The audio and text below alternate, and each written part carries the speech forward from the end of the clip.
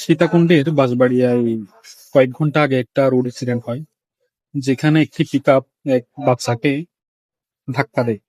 তো ধাক্কা দেওয়ার কারণে বাচ্চাটি খুব গুরুতর আহত হয়। তো এক পর্যায়ে বাচ্চাটিকে মেডিকেলে নেওয়া হয়। আর অন্যদিকে আর অ্যাক্সিডেন্টের পর যে মানুষগুলো ওখানে জড়ো হয়েছিল, তারা কি করলো, ওই পিকআপের মধ্যে প্রায় লাখ টাকার মাল ছিল। বিশেষ করে আমি যতটুকু জানতে পারি, ওই গাড়িতে গরু দুধ ছিল আর কি। তো ও মানুষগুলা কি করলো, ওই গাড়িতে থাকা সকল দুধ যে যার মতো নিজ দায়িত্বে লুট করে নিয়ে যায়। তো আমি আসলে বুঝতে পারলাম না এটা কেমন ধরনের তাদের বিচার। আসলে কি তারা কি গিয়েছিল মনে হয় ওগুলো লুট করার জন্য?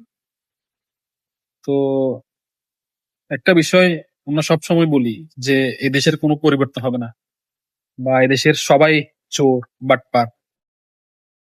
তো আমরা যদি নিজেকে পরিবর্তন না করি, নিজের ভিতরে থাকা মনোশক্তিকে পরিবর্তন না করি, আমরা কিভাবে একটা দেশের উন্নয়ন চিন্তা করি যে একটা দেশ উন্নতি লাভ করবে আপনি ব্যতীত, আপনার পরিবর্তন ব্যতীত? তো আমরা নিজেরা যতদিন না পরিবর্তন হব না, এ দেশের পরিবর্তন সম্ভব না, আসলেই সম্ভব না।